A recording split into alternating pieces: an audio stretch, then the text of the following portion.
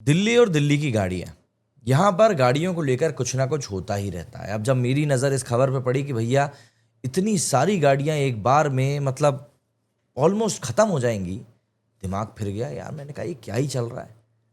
दरअसल दिल्ली की सरकार ने पुरानी हो चुकी गाड़ियों के मैनेजमेंट के लिए नए दिशा निर्देश जो हैं वो जारी किए हैं।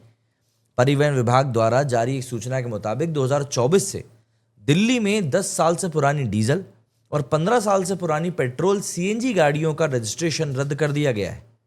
ऐसे एंड ऑफ लाइफ व्हीकल की जो संख्या है वो करीब 55 लाख से भी ज़्यादा है। मतलब आप समझ रहे हैं, 55 लाख। कई सारे शहरों की जनसंख्या इतनी नहीं होती जितनी कि दिल्ली में गाड़ियां खराब हो जाएंगी।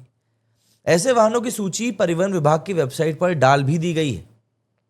सार्वजनिक स्थानों पर, जिसमें कि घर के बाहर का एरिया भी शामिल है, पर इन गाड़ियों को पार्क करने पर पूर्ण रूप से प्रतिबंध लगा दिया गया है। मतलब कि आप इस गाड़ी को खड़ी भी नहीं रख सकते। ऐसे में व्हीकल ओनर्स के पास में अब ऑप्शन क्या है? ऑब्वियस सी बात है, समस्या तो काफ़ी ज़्यादा है। 3 ऑप्शंस हैं। पहला, ऐसे व्हीकल को सिर्फ अपनी निजी पार्किंग स्पेस में रखें, जो साझा पार्किंग स्पेस नहीं होना चाहिए। दूसरा, गाड़ी की समाप्ति तिथि, मतलब जो रजिस्ट्रेशन डेट उसकी ख़त्म होने वाली हो, उसके 1 साल के अंदर इसे राष्ट्रीय राजधानी क्षेत्र से बाहर ले जाने के लिए नो ऑब्जेक्शन सर्टिफिकेट लेना पड़ेगा। गाड़ी को आप या तो स्क्रैप कर सकते हैं, हालांकि ये सबसे निचले स्तर का ऑप्शन है। इसके लिए वॉलंटरी व्हीकल्स स्क्रैपिंग एप्लीकेशन के माध्यम से किसी पंजीकृत वाहन स्क्रैपिंग सुविधा का उपयोग कर सकते हैं। इस पूरी प्रक्रिया के माध्यम से नए गाड़ी के पंजीकरण पर मोटर वाहन टैक्स में छूट भी आपको मिल सकती है। अब समझने वाली बात यह है कि अगर पुरानी गाड़ियां दिल्ली के सार्वजनिक स्थानों में चलती या खड़ी हुई पाई गई तो उन्हें जब्त तो किया ही जाएगा। इसके साथ ही 5,000 से 10,000 रुपए का जुर्माना भी लगाया जा सकता है। इसके अलावा जल्द ही ऐसी गाड़ियों को मतलब पेट्रोल, फ्यूल, डीजल जो है, सीएनजी वगैरह, वो भी नहीं दिया जाएगा। गाड़ियों के स्क्रैप कराने की अगर हम बात करें तो अगर एनओसी जारी होने के 1 महीने के अंदर गाड़ी दिल्ली से बाहर नहीं ले जाया गया तो उसकी पार्किंग भी अवैध मानी जाएगी।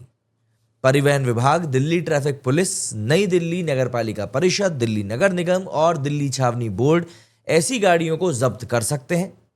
सूचना में यह भी कहा गया है कि ये आपके हित में है कि आप ऐसी गाड़ियों को स्क्रैप कराएं या फिर एनओसी लेकर उन्हें एनसीआर से बाहर कर दें। अब देखिए, कई लोग इसके बारे में बोल रहे हैं कि यार ये क्या बोल रहे हो आप, मतलब हम उस भारत में रहते हैं जहां पर कि लोग गाड़ियां 30-30, 35-35 साल रखते हैं।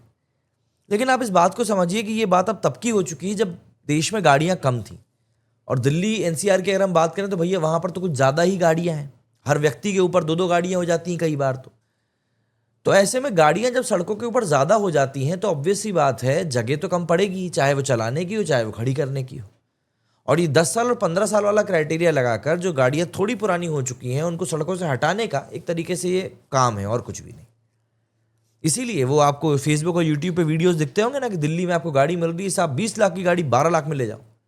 वो इसीलिए होता है क्योंकि गाड़ियां जो हैं बहुत सस्ती मिल रही हैं वहां पर, क्योंकि वहां पे गाड़ियां स्क्रैपिंग की कगार पर हैं।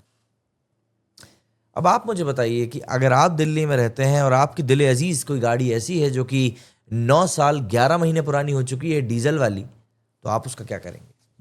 मेरे इस वीडियो में फिलहाल इतना ही। जय हिंद, जय भारत।